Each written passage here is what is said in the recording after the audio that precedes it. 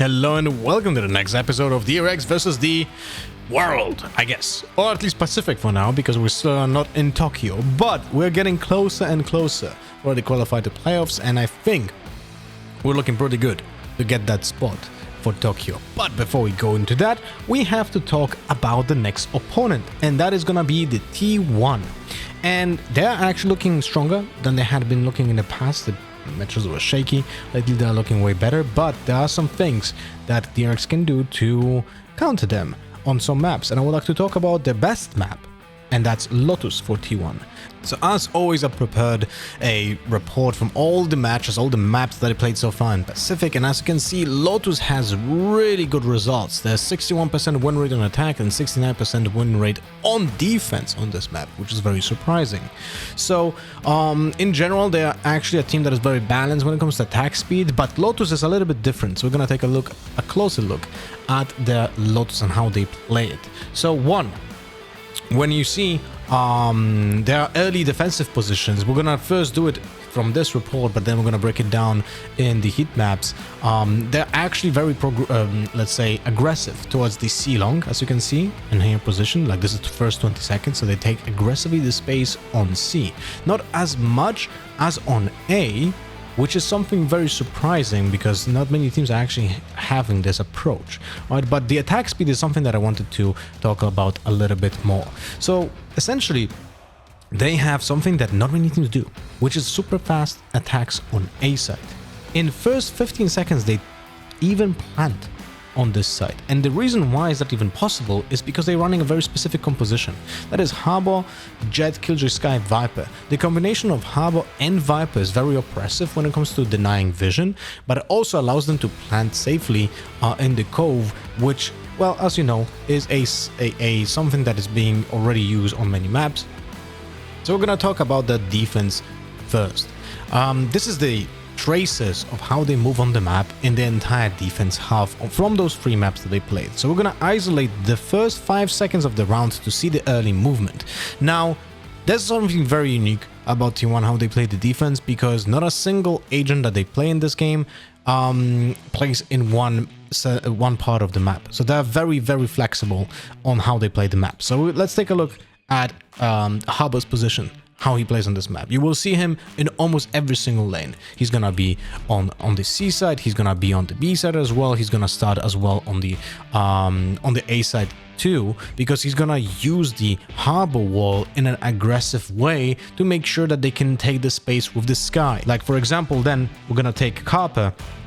On the Sky. Sky is also always with the Harbor next to him, because they combo that wall with the Sky Flash to make sure that they can grab the space.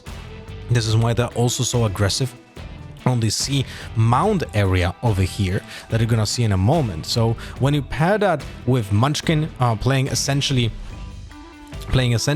every single side apart from A, like, he's rarely playing A, he's mostly rotating towards it, but he is fully setting up his utility on B and C. He's able to allow the players to overcommit in the other areas. So let's take a look at the movement. As you can see here, there are several players just pushing C aggressively. You're gonna see like a Harbor wall that goes through this area, and then there's a Sky Flash followed up that makes sure that they can grab this area. Then Munchkin can put a turret or an alarm board aggressively over here, and because of that, they're so flexible. Like, it's actually really interesting how they play. So we're gonna break down also the positioning of the alarm bot and the turret that they have. So we're gonna put first 2 seconds of the round to make it more visible.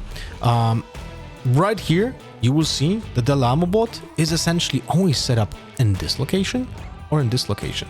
And because of this Alarm bot, they are so flexible on the defense, because they know that this Alarm bot essentially alerts them when the other side of the map is being pushed. So whenever they are pushing aggressively towards C or A, the alarm bot is always in this area. If they are pushing aggressively in front of B or C, the alarm bot is gonna be in this area, but mostly is actually used on B.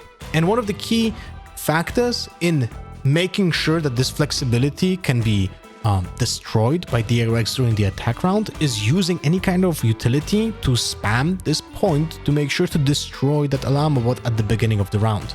You see that there's so many alarm bots in this area, and whenever you destroy that, it makes the defense so much harder. And the turret is typically being set up on C side, on the standard spot that everyone has, so you can also use any kind of utility to destroy that, but it's pretty hard because it has so much HP. But it's so much easier to destroy the alarm bot that has 1 HP. So that's what I think is one of the main goals of DRX on the attack side, to make sure that you will be able to destroy this alarm bot. Now, another point of the defense that is very important is the Viper. The Viper starts the round typically in those positions because she is able to use a wall that helps both B and A. So as you can see here, this Viper wall is something that they use typically on the defense and allows them to control the entrance to the B side, right? This is also why the alarm bot is being set up behind it, right? This is very interesting. When the wall is up, you can actually just shoot the alarm bot, just spam it blindly. And then the same wall can be used for retaking on A side, but also stops the initial push towards stairs through here. And as you can see, it's always the alarm bot is being comboed with the Viper wall. So it gives you a little bit of information where can you expect it because of that.